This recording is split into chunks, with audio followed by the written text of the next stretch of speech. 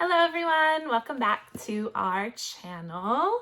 And we are super excited today because we are reviewing The Invisible Life of Addie LaRue by V.E. Schwab. by V.E. Schwab. And oh my stars, this book was just like, I'm telling you, stars. Excellent. I give it like 1,000 stars or 7 freckled stars because this book is just, whew, it was so good. Really good. V.E. Schwab, bravo to you, because I thought that this was such a timeless, great novel, classic. It flowed so wonderful. I mean, it was just such a good book, and it was really hard to put down. It was just beautiful, beautifully written. Probably one of the best written books that I have personally read. It was just amazing. Yeah, no, I agree completely. I mean, we've known about it for a while, and we finally got around to it. She read it first, and then I read it, and but pretty much together. Yeah, we yeah, did it, and a couple days apart. It was really pretty much read it together. And she told me, she's like, "Oh my goodness, it's so good," and I was like, "Okay, can't wait to start it." And I finally did. I was like, "Oh, now I see." It was so good. And you know, I mean, there are like The Time Traveler's Wife, and there are certain books that are, you know, similar, but this was just so different too. It was just really good and fun, and it's different from a lot of the fantasy we read, like where you have people that have like wings or angels, and it's almost like a little more human. I mean, I don't know how to explain that. Realistic. Like, it has that realistic feel with a little bit of fantasy thrown into it. The dark in it, and things that obviously can't happen in life. And I think it was just a really, just so different. I can see this. I think this. I can see it now will be a movie. I think, I think I read it will be. Like, take it and make it into a major motion picture. I really do. I think it was, I mean, there's so many like little things that movies that this is what the books are written for, to make this into like a movie. And I think it'd be so good. I think there's so much they can do with it, and just take it. V.E. Schwab, I'm telling you, girl, you were fantastic. It was such a good book. It centers about the 3 main characters, really. Addie LaRue, who is the main female character, and it's really centered about how she started to go on this journey. And it starts in, I believe, well, when she's born in the late 1600s, but when her journey really starts is in 1714. And she's basically going to have to get married, and she doesn't want to get married. And she's something that her parents are like, no, you've pushed it off too far. Yeah. You are going to get married. She has no choice. Because is she 21 or 25 around this 23. Time? 23, that's it. And it's time. Or she says she's 3 and 2. Is that how they used to say it? Yeah. Something like that. I should, you know, I do like to read all my historical romances. I'm 3 and 20. So anyway, she is getting forced to do something. And back then, that was very normal. You got married, you had children, you stayed home. Your parents found someone for you. Yeah, I mean, you didn't have choices like we do now. Yeah. And so she just wants more for her life. And she loves her father. She's very close with him. Her mother, she loves her, but they don't have a relationship like probably most girls do with their moms. Like she's close to her more father. Of a daddy's girl. And she loves one of her neighbors that live in their small town, Estelle. And Estelle always tells her, like, basically, you don't want this for your life.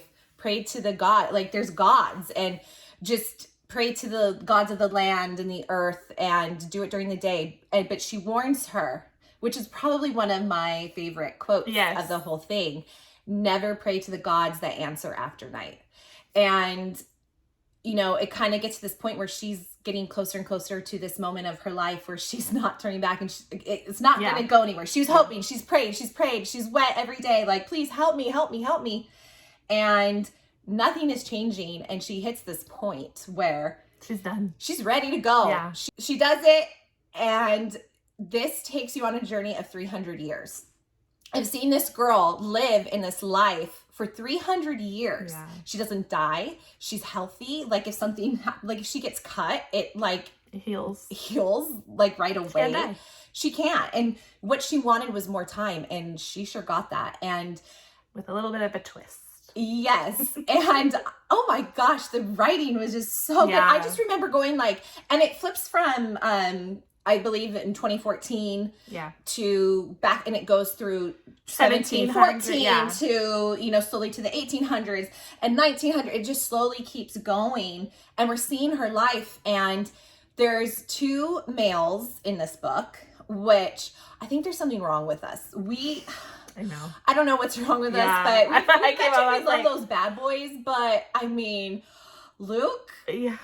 the God that you don't pray to after dark.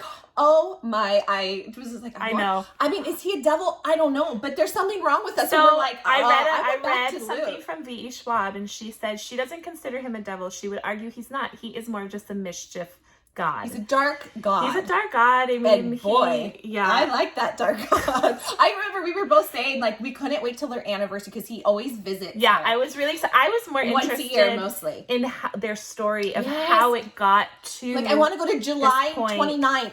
Whatever their year anniversary, it may be, their year, and like see their interactions, and that was like, and we were both saying like, I'm like, there's something wrong with us. Yeah. Like, I was like, is there something wrong? I just are we in love with the devil of this book? But then I was a lot happier when V.E. Schwab said she doesn't consider him the devil. He's just a dark god. Yeah, but I was like, what is wrong with us? Like we're like, ooh, Luke. I was like, okay. Except for the boy that like Henry, who's this sweet, loving guy. And it's not that you don't like him, you love him. He's really nice, and I really did enjoy him. But I'm like, where's Luke, man? Yeah. Like that's like I was going through some chapters. Okay, Henry. Okay, I like you, Henry. But yes, where's Luke? And where's Addie? We want Luke.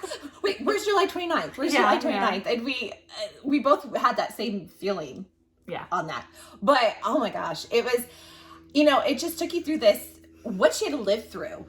The time periods. Like this girl was there when the light bulb was invented, and cars, she saw everything, moving trains, everything. She always says in the book, I'm always in awe of everything. Like I've lived so long, but I still find things that I'm in awe of. And can you imagine? That's pretty her cool. Survival. I mean, this girl is, I'm telling you, she is stubborn. Yes. Very, very hard-headed, like strong-willed, but it makes her survive. It makes her, be able to live the way she does, because what does happen that it's in the title of the story, when she prayed to this God at night, which she's not supposed to, she didn't realize the consequences where no one would remember her. Yeah. It was really hard for her. She wants to leave her mark on the world. And that's all she says to the book is, I just want to leave my mark. She can't have a home. She can't have any kind of love interest. She can't do anything. She can't have any belonging. She can't. Yeah, she keeps what's on her back. And like, she can have a physical relationship, but she knows when she wakes up or they wake up that they're going to be like, oh, shoot, like, who are you? What did we do last night? It was like, and then, the only constant in her life, though, is Luke. Yeah. For 300 years, because he's the only, even though he is a god, it's still something for her to cling to, because he remembers. She gravitates. Okay, and the other thing that was really smart on this Luke, that Luke boy, I just tell you. Sorry, guys. She always, we like Luke. She always sketched an image of her, like, her dream man, basically. Yes. And he came in that form. So it just caught her even more. What a smart guy. She said she took every man in her village. She took features from them that she liked. One guy's eyes, one guy's chin, nose, mouth, and she created this sketch of this man that's her dream of having, or of this person, I guess. And he was clever. He came in that form, and it just smart man. And I know I did read some other reviews, and I did see some other video reviews on YouTube, and there was actually quite a lot of people that agreed. I know. So I was we're really like, there is something wrong with us. Like, we are awful. Like, we're like, that devil. Yeah. Like, 'cause that's what I was considering him to. Like, he's the god of darkness. Yeah. He's a devil, I guess. Like, gosh. But then she made me feel better when she's like, well, V.E. Schwab says consider him just mischief. A devil. But, going to Henry, I really enjoyed Henry as well, his couple chapters, but I was just more drawn to that story. Like going to what happened in New Orleans, that she hasn't seen Luke for however, like 30 years, right? Yeah, there's a period. 2014. She's Luke and her, they're almost similar, actually. They're very much the same, and they kind of like a little falling out. And, you know, for 30 years, they kind of don't talk. The funny thing is, I mean, because I didn't hate reading Henry. And there was a period, I would say, in the book that, like, I was like, oh, I want to see what's going to happen with that. But Henry is the guy that we know we all really need in our life, the ones we should be with, the ones that are the good. Because, you know, those bad boys, they're fun until you have, like, kids or, like, they're, like, when you get older, you don't always want a bad boy. You need it to calm down, even though that's what we love. But he's the guy that you can make a life with, that you can have a family with, that you can have that. But I also think for Addie, like, you know, she cares deeply, but I feel like Luke is really, I don't know. Everyone has their different opinion on that. It's kind of open-ended in the end of the book. And it ends just so beautiful.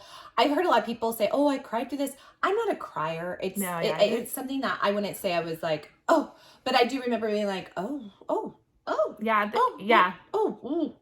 you know, but I'm not like sitting there like boo-hooing or bawling, but it was beautiful. I'm telling you, go pick up this book. This is, you know, we do like read a lot of what people recommend to us, like, oh, this is a good book. So like a lot of our books we do really do like, because I think we personally choose books that we hear are so good. I've told 4 people to get this book, and I think they all have. They've all got it. I think they were starting to read it soon, so I shall see what they think. But it is one, I'm telling you, it's a clever, timeless classic book. And it is not like, if you don't like the fairy, like the fae, the angel, like it's too much for you, this is not that. So I would say this is totally something that would be for you. It has like a realistic feel, but also it has that pull. It's like living like a normal life that we live. Yeah, you know, that really doesn't happen, but it kind of just takes you away, and it's so well written. Everything just comes together in the end. So we really, really recommend this book. We loved it. We absolutely, this will stay on my shelf. I bought my own. Yeah, because I was like, I'm just going to get my own. The only thing I was super sad is she got hers. Oh, yes. Let's show them. Yeah. This one's mine, I think. Oh, no, that's yours. You know, and this one, we did say, if you ever watched our intro video, just to like kind of give you about what our book style is, I did pull this out because I was actually then reading this book. And when the thing with a hardback book is they could be so pretty. They could be so beautiful. Oh my gosh, like even we're reading right now A Court of Silver Flames. And I think the orange and then the inside is just gorgeous. But what I loved, I don't know, let's see here if you can get it. I had little birds on mine, and I thought, oh my gosh, this is so cute. It's so pretty. I just loved it. So Sarah. And I have none. Got hers, and she goes, I don't have the birds. I was like, where are my birds? She goes, I didn't get the birds. I got mine at Barnes and Noble. She got hers. I got mine on Amazon, so I don't know, but I was really excited to get my little birdies on there. It's so cute. It's the simplest things, but I do find myself, I was like, I don't know how that happened, but I'm okay with it. Yeah. And also what I really loved is she ends up making her mark on the world just real quick. And the stars are significant because she has 7 freckled stars. That's why I said, or should I give the review 7 freckled stars? I mean, you'll see. And I just thought the cover was just so beautiful. I love how the stars are and how they're speckled on her face. She has 7 of them. And that's her signature. Yeah. Like everyone knows. Come to find out, people recognize, even though leaves her mark on that world. She leaves her mark in a way where, nobody remembers her, but they remember the freckles. So you kind of have that I just thought that was really cool. I tell you, I give it 1,000 stars. I give it 7 freckled stars. I say bravo V.E. Schwab. Go get this book. Go. Yes. I'm serious. It's wonderful. Yeah. Anyways, thanks for tuning in to our book review on The Invisible Life of Addie LaRue. I hope you like it, and go ahead and hit subscribe.